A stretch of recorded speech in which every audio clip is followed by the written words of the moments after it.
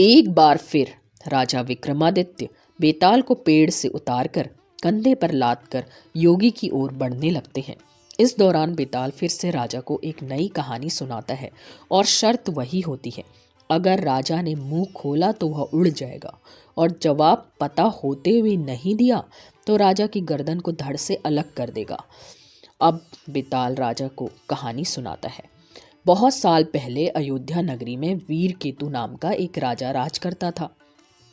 उसी राज्य में एक साहूकार भी रहता था। धनी साहूकार का नाम रत्नदत्त था। उसकी एक ही सुंदर सी बेटी थी रत्नावती।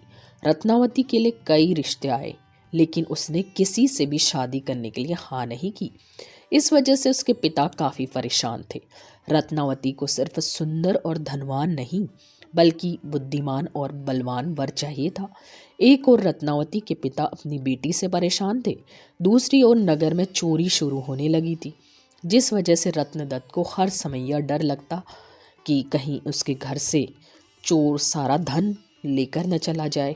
इसी बीच रत्नावती की मुलाकात उस चोर से हो जाती है। रत्नावती को लोगों के घरों से फल तोड़कर खाने में बड़ा आनंद आता था। वह चोर रत्नावती को आम चुराना सिखाता है। वह लड़की उससे बहुत प्रभावित होती है और रोज उससे मिलने लगती है। वक्त के साथ साथ उसे चोर से प्यार हो जाता है। इधर चोर रोज रत्नावती से मिलने के बाद चोरी करने के लिए निकल जाता है। उधर अयोध्या में बढ़ती चोरी से परेशान राजा ने सारे मंत्रियों और पहरेदारों को डांट लगाते हुए कहा, नगर में रोज चोरियां बढ़ती ही जा रही हैं, लेकिन न तो कोई पहरेदार उसे पकड़ पा रहा है और न ही कोई मंत्री उसे पकड़ने की योजना बना पा रहा है। इसके बाद राजा ने खुद चोर को पकड़ने का फैसला लिया। चोर को पकड़ने के लिए राजा रोज रात को नगर में घूमने लगे। एक दिन राजा ने रात में किसी को घर में कूदते हुए देखा। राजा को शक हुआ तो वह भी उसके पीछे चल पड़े।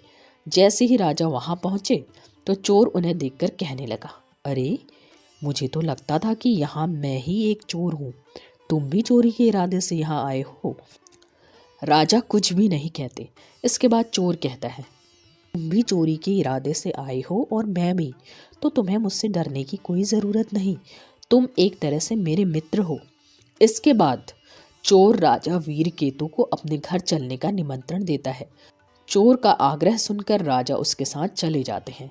चोर उन्हें अपनी गुफा में ले जाता है, जहां उसने सारा चोरी का धन छुपा रखा था। राजा वीर केतु इतना सारा धन और गुफा में मौजूद सुख सुविधाओं को देखकर हैरान रह गए। कुछ देर बाद राजा ने चोर से पूछा, तुमने इतना सारा धन इकट्ठा कर रखा है, तुम्हें चोरी करते हुए डर नहीं लगता? चोर जोर से हंसकर कहता है, राजा की सेना में कोई भी साहसी नहीं है और न ही वो अपने काम को ईमानदारी से कर रहे हैं। अगर एक व्यक्ति भी अपना कार्य ईमानदारी से करता होता तो इतना मुश्किल नहीं होता मुझे पकड़ना। एक चोर राजा की पूरी सेना पर भारी पड़ गया है, वहाँ कोई योद्धा ही नहीं है। यह सुनते ही राजा ने अपनी तलवार निकाली और चोर से युद्ध करके उसे अपना बंदी बना लिया। चोर हैरान रह गया। उसे कुछ देर बाद समझ आया कि इतनी देर से राजा भेष बदलकर उसके साथ थे। राजा वीर केतु उसे अपने साथ राजमहल ले जाते हैं और फांसी पर चढ़ाने की सजा सुना देते हैं। जैसे ही इस बात का ऐलान होता है कि चोर पकड़ा गया और उससे फांसी होने वाली है, तो रत्नावती परेशान हो जाती है।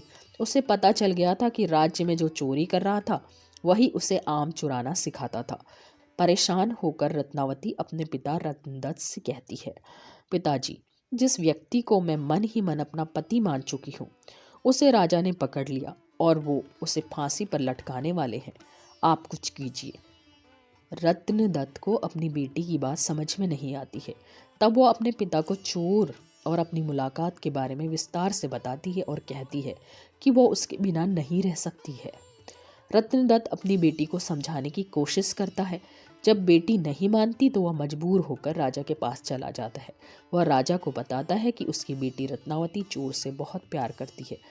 अगर उसे फांसी हो गई तो वह भी अपने प्राण त्याग देगी। वह व्यापारी अपनी बेटी के खातिर राजा को सोने के सिक्के और चोर द्वारा चुराया गया सारा धन देने का प्रस्ताव रखता है, लेकिन राजा उसकी एक नहीं सुनते। कुछ देर बाद ही राजमहल में रत्नावती पहुंच जाती है। वह भी राजा से आग्रह करती है लेकिन राजा किसी की नहीं सुनते और जल्लाद से चोर को जल्दी से जल्दी फांसी देने को कह देते हैं। जैसे ही चोर को फांसी होने वाली होती है, वह पहले रोता है और फिर जोर से हंसता है। उस चोर को फांसी होते ही लड़की भी अपने प्राण त्यागने की कोशिश करती है। उसी वक्त आकाशवाणी होती है। भगवान रत्नावती से कहते हैं, हे पुत्री, तुम्हारा प्रेम बहुत पवित्र है। तुम्हारे इस प्यार को देखकर हम बहुत खुश हुए हैं। तुम मांगो जो भी तुम्हें मांगना है। यह सुनकर रत्नावती कहती है, मेरे पिता का कोई बेटा नहीं है। आप उन्हें आशीर्वाद दें कि उनके 100 पुत्र हो जाएं। एक बार फिर आकाशवाणी होती है, ऐसा ही होगा, लेकिन तुम कुछ और भी वरदान मांग सकती हो। फिर रत्नावती कहती है, मैं उस चोर से बेहद प्यार करती हूँ। अगर हो सके तो आप उसे जीवित कर दीजिए। रत्नावती के वरदान मांगते ही चोर फिर से जीवित हो जाता है। इधर यह सब देखकर राजा बहुत हैरान हो जाते हैं। उधर चोर जीवित होने के बाद एक बार फिर रोता है और फिर जोर जोर से हंसने लगता है। उसी दौरान राजा चोर को कहते हैं, अगर तुम सही रास्ते पर चलने का वचन देते हो तो मैं तुम्हें राज्य का सेनापति घोषित करने को तैयार हूँ। चोर खुशी खुशी हाँ कर देता है। इतनी कहानी सुनाते ही बेताल चुप हो जाता है। फिर विक्रमादित्य से पूछता है, हे राजन, बताओ वह चोर फांसी चढ़ते समय और जीवित होने के बाद क्यों पहले रोया और फिर हंसने लगा? राजा ने जवाब दिया, सुन बेताल, चोर को दुख इस बात का हुआ कि उसने जीवन में सिर्फ चोरी ही की। इसके बाद भी इतनी सुंदर लड़की उसके लिए मरने के लिए तैयार हो गई। फिर हंसा इसलिए क्योंकि उसने सोचा, एक ऐसी लड़की जिससे राजकुमार भी शादी करना चाहते थे, उसे प्यार भी हुआ तो एक चोर से। दोबारा जिंदा होने के बाद वह नया जीवन मिलने पर रोया और खुश भगवान के खेल को देखकर हुआ। एक बार फिर सही जवाब मिलने के बाद बेताल उड़कर पेड़ पर जा लटका।